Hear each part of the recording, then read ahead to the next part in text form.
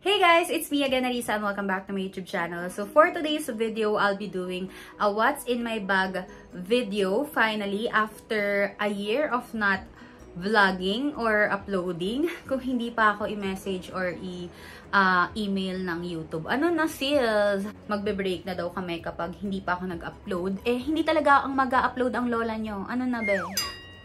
So, ngayon nga, medyo quick vlog lang to dahil maliit lang po yung bag na dala natin today kasi sakto alis kami ni Bon, uwi kami ng Pampanga, and ito yung dala ko ngayon, etong bag na to, diba? Lakas makasyala. Ayan, may nakasulat dyan na SM pero hindi to yung ano ha, we got it all for bewag, tama na, wag. Hindi porket SM, emol na. SM meaning nito is Steve Madden. I got this sa Instagram for like 3,000 or 3,500. Mas mura siya compare kay Coach or MK mga sis. Pero ito, super sulit na talaga niya. Naka-leather ka na din dyan and pakilted yung kanyang leather. Ang ganda ng pagka-leather niya, matibay siya. Huwag mo lang talaga pupunuin as in punong-puno na to the point na puputok na siya, be. Huwag naman ganun. So, ayan siya. Pa-moon shape siya. Actually, nung una, hindi ko to nagustuhan. Kasi nga, yung sa video, sinuot niya ng pa-crossbody. Hindi ko siya nabetan. Pero nung inayos niya, ginawa niyang pa-ganyan. Ay, sis! Sino ka, Jarn? Ayun, binili agad natin yan. Ang ganda, diba? So, nakuha ko to sa Bag Ret Deals sa Instagram. Check nyo na lang mga be kung bet nyo din yung ganitong bag. Ang ayoko lang dito, umulan. Ang ayoko lang talaga dito, hindi natatanggal tong strap niya. So, nandyan lang talaga siya unless gugupitin mo siya. O, diba? Sino ka naman dyan para gupitin yan? Pasensya na kung maririnig nyo yung ulan ha. Kasi, kung kailan naman ako nagbablog, dumating yung friend ko, edi na-stop. Tapos, ngayon na magbablog na ako, dumating naman yung jowa ko, alis na kami. Pero sabi ko, onting time lang, bigyan niya ako onting time. Tapos ngayon na nagbablog ako, umulan naman. Ano na be? Huwag na lang kaya. Gold hardware niya. Black and gold color combination. Tapos ayan, nandyan na talaga siya. Adjustable naman yung straps niya. Kaso hindi mo talaga siya matatanggal. And ayan o, meron pa siya ditong pa-gold. Tapos yung mga hardware niya, may nakasulat din na Steve Madden. Ang ganda niya.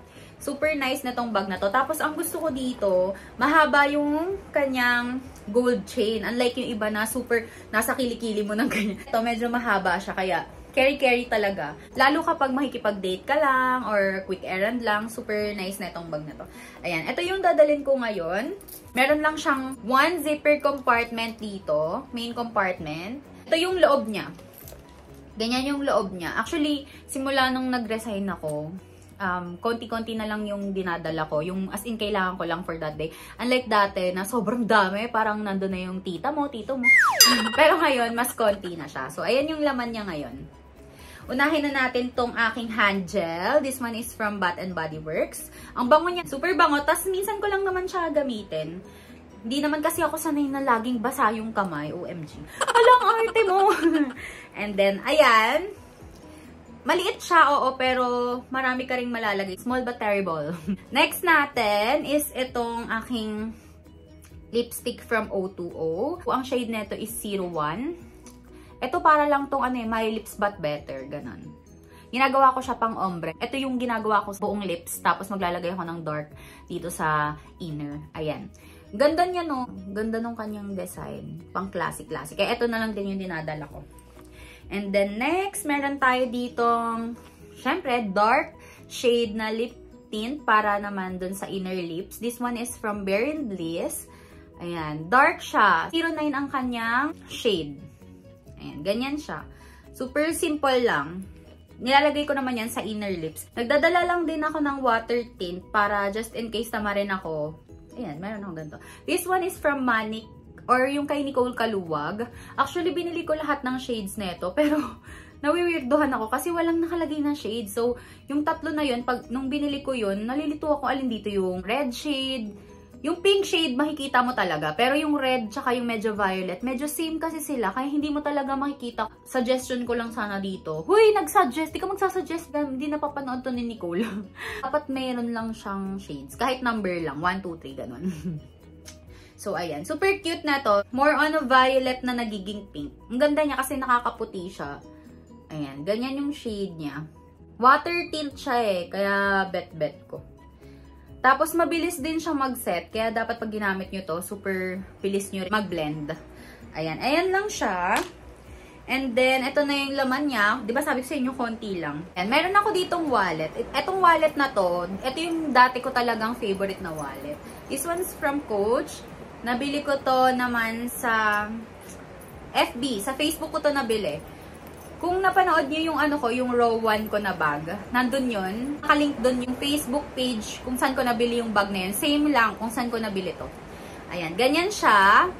Meron siyang lagayan ng cards, pero hindi ko siya nilalagyan ng cards kasi nasa wallet ko na talaga siya.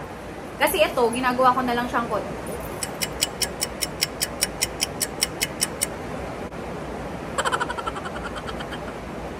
ang lakas ng ulan. Kasi ito, ginagawa ko na lang siyang lagayan ng ano ko, ng susi ko sa bahay. Pero ito, pwede ka maglagay dyan ng mga cards mo. Meron din ditong compartment.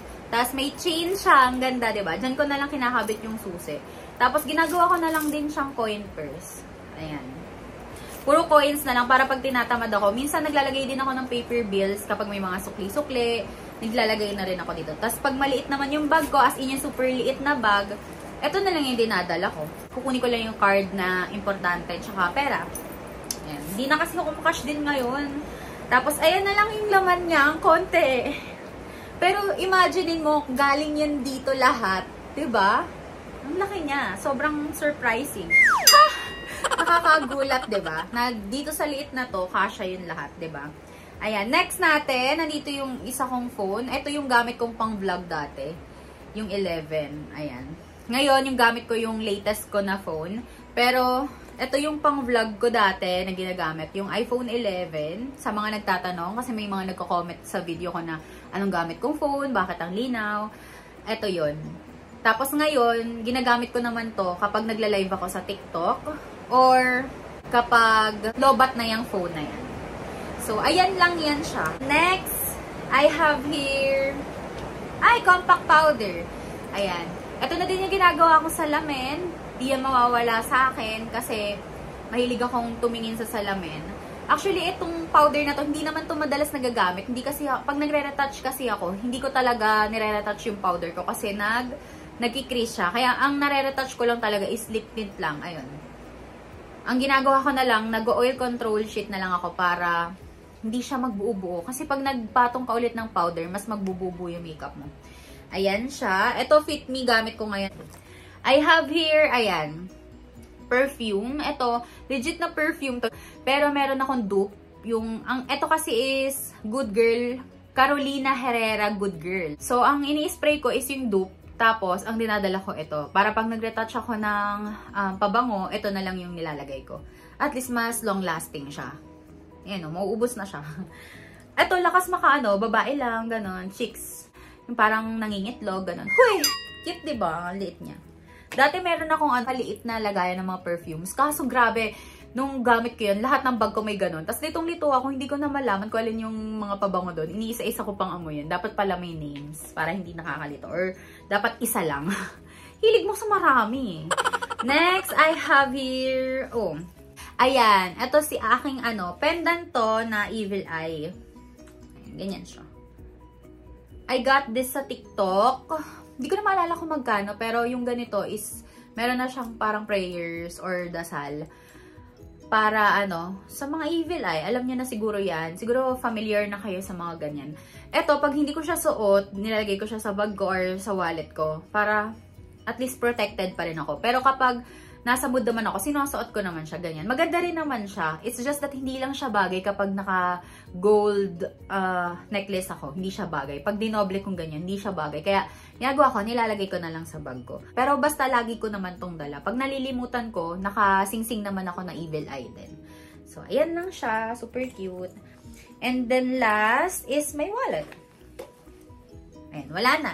Meron din siyang compartment pala dito. May zipper compartment. Secret siya. Pero pag open mo, hindi na siya secret kasi makikita mo na yung laman. Hala, parang namang ano.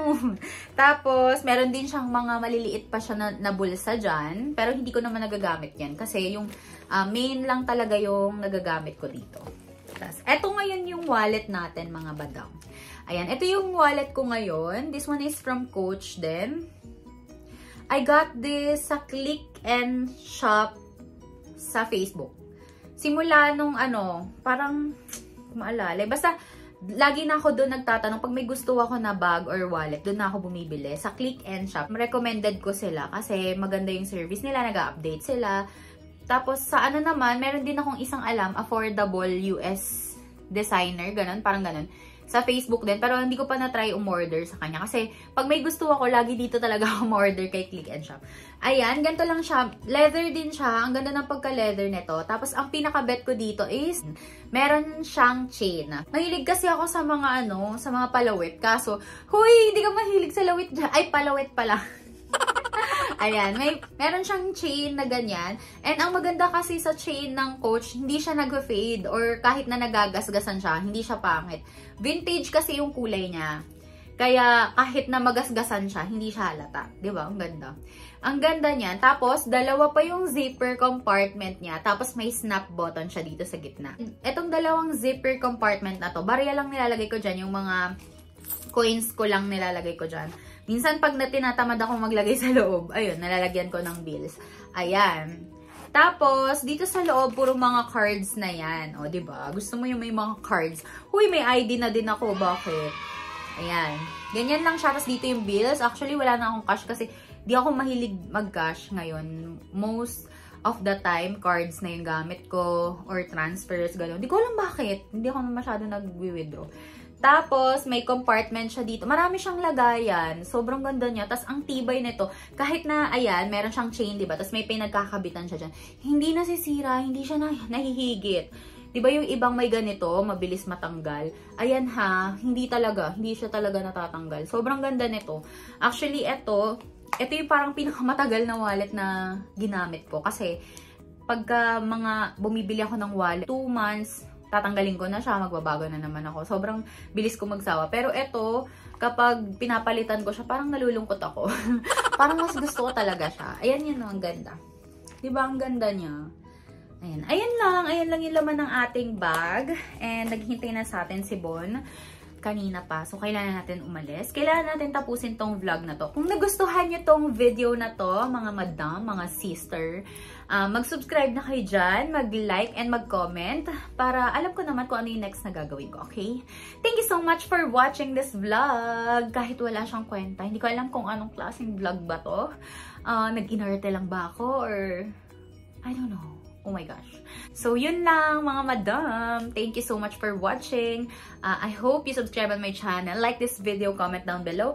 And yeah, thank you for watching. Bye! Mwah.